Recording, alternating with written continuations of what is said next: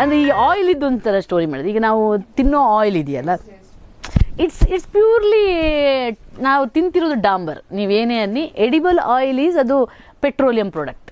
ನೀವು ಸುಮ್ಮನೆ ಅನ್ನೋದಷ್ಟೇ. ನಾವು ಪೆಟ್ರೋಲಿಯಂ ಓನ್ಲಿ ಮಿನರಲ್ ಆಯಿಲ್.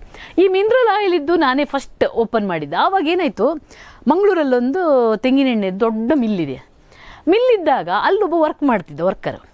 ಅವನೇನು ಮಾಡ್ತಿದ್ದ, ರಾತ್ರಿಯಲ್ಲಿ ಮಲಗ್ತಿದ್ದಂತೆ. ಅಲ್ಲಿನ ಓನರ್ ಇವನಿಗೆ ಹೇಳದೆ ಟ್ಯಾಂಕರ್ ಬರ್ತಿತ್ತು ರಾತ್ರಿ. ಯಾವುದು? Mineral oil. ಮಿನರಲ್ ಆಯಿಲ್ ಅಂದರೆ ಈ ನಮ್ಮ ಪೆಟ್ರೋಲಿಯಂ ಪ್ರಾಡಕ್ಟ್ ರಿಫೈನ್ ಆಗುತ್ತೆ, ಡೀಸೆಲು ಇದೆಲ್ಲ ಬರುತ್ತೆ, ಅದರಲ್ಲೊಂದು ತೊಟ್ಟಿಕ್ಕತ್ತೆ. ಆ ಆಯಿಲು ವೇಸ್ಟ್ ಆಯಿಲ್ ಅದು. ಅದನ್ನು ಇದು ಬೇರೆ ಎಲ್ಲ ಆಯಿಲ್ಗೆ ಮಿಕ್ಸ್ ಮಾಡೋಕ್ಕಷ್ಟೇ ಯೂಸ್ ಮಾಡೋದು. ಅದನ್ನು ಡಂಪ್ ಮಾಡೋದೇ ಒಂದು ದೊಡ್ಡ ಸಾಹಸದ ಕೆಲಸ.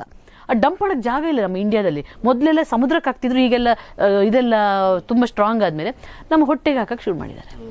ಎಲ್ಲಿ ಡಂಪ್ ಮಾಡೋದು? ಮನುಷ್ಯನ ಹೊಟ್ಟೆಗೊಳಗೆ ಹಾಕೋಣ ಅಂತ.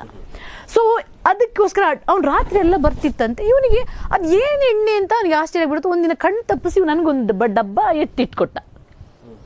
ಒಂದು ಎತ್ತಿಟ್ಟು ನನಗೆ ನಾನು ಪಾರ್ಸೆಲ್ ಮಾಡಿದೆ. ಫೋನ್ ಮಾಡಿದೆ, ನನ್ನ ನಂಬರ್ ತೊಗೊಂಡು ಫೋನ್ ಮಾಡಿ, ಮೇಡಮ್ ಹೀಗೀಗೆ ತೆಂಗಿನೆಣ್ಣೆ ಫ್ಯಾಕ್ಟ್ರಿ ಒಳಗೆ ಇಂಥದ್ದು ನಡೀತಿದೆ, ಅವ್ರು ಏನು ಮಿಕ್ಸ್ ಮಾಡ್ತಾರಂತ ಗೊತ್ತಿಲ್ಲ ಮೇಡಮ್, ನಾನು ಆಯಿಲ್ ಅಂತೂ ಕಳಿಸ್ಕೊಡ್ತೀನಿ ನಿಮ್ಗೆ, ಅದು ಏನು ಮಿಕ್ಸ್ ಮಾಡ್ತಾರೆ ಅದನ್ನು ಕಳಿಸ್ಕೊಡ್ತೀನಿ, ನೀವು ಪತ್ತೆ ಹಚ್ಚಬೇಕು, ನೀವು ಅದನ್ನು ಸತ್ಯನ ಹೊರಗೆ ತೆಗಿಬೇಕು ಅಂತ.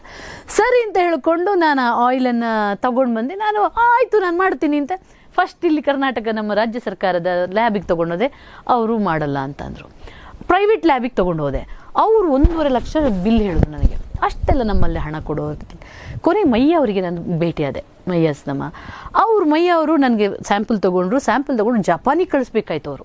ಅವ್ರು ಪಾಪ ನನಗೋಸ್ಕರ ಜಪಾನಿಗೆ ಕಳಿಸಿ ಅಲ್ಲಿಂದ ರಿಪೋರ್ಟ್ ತಂದಾಗ ಇಟ್ಸ್ ಪ್ಯೂರ್ಲಿ ಪ್ಯಾರಾಫಿನ್ ಆಯಿಲ್ ಅಂತ ರಿಸಲ್ಟ್ ಬಂತು.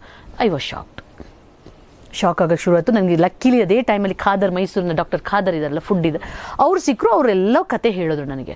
ಆಮೇಲೆ ನಾನು ಫ್ಯಾಕ್ಟ್ರಿಗಳೊಳಗೆ ನುಗ್ಗಿದಾಗ ಗೊತ್ತಾಗ್ಬಿಡ್ತು ನಾವು ಎಂಥ ವಿಷ ತಿನ್ನುತ್ತಿದ್ದೀವಿ ನಮ್ಮ ಲೈಫಲ್ಲಿ. ನೀವು ಅದಕ್ಕೆ ಕಡಲೆ ಎಣ್ಣೆ ಆದರೂ ಹಾಕಿ, ತೆಂಗಿನ ಎಣ್ಣೆ ಆದರೂ ಹಾಕಿ, ಏನು ಬೇಕಾದರೂ ಹಾಕಿ, ಆ ಆಯಿಲ್ ಆಗುತ್ತೆ. ನಿಮಗೆ 90% ಪ್ಯಾರಾಫಿನ್ ಆಯಿಲಿಗೆ 10% ತೆಂಗಿನ ಎಣ್ಣೆ ಹಾಕಿದ್ರೆ ತೆಂಗಿನ ಎಣ್ಣೆ ಆಗಿ ರೆಡಿ ಆಗುತ್ತೆ. ಸೊ ಇಷ್ಟು ಲಾಭ ಬರುವಂಥ ಉದ್ಯಮನ ಯಾರು ಬೇಡ ಅಂತಾರೆ ಹೇಳಿ? ಯಾವ ಮಾಫಿಯಾದವನು ಬೇಡ ಅಂತಾನೆ? ಸೊ ನನಗೆ ಅದಕ್ಕಿಂತಲೂ ಕ್ಯಾನ್ಸರ್ ಕಾರಕವಾಗಿರುವಂಥದ್ದು, ಮಕ್ಕಳಿಗೆ ಕಿಡ್ನಿ, ಹಾರ್ಟು ಎಲ್ಲ ಪ್ರಾಬ್ಲಮ್ ಕೊಡುವಂಥದ್ದು ಇದನ್ನು ಮಾಡಿದ ನನಗೆ ನಾನು ಆವಾಗ.